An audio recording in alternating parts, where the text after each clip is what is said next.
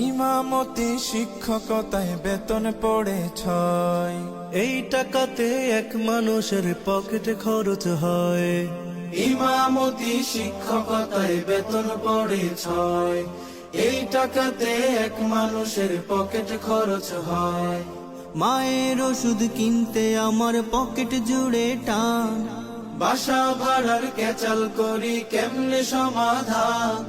বুকের ভেতর কান্না চেপে দুঃখ ভুলি হেসে। ঋণের বোঝা বাড়ছে আমার প্রতি মাসের শেষে।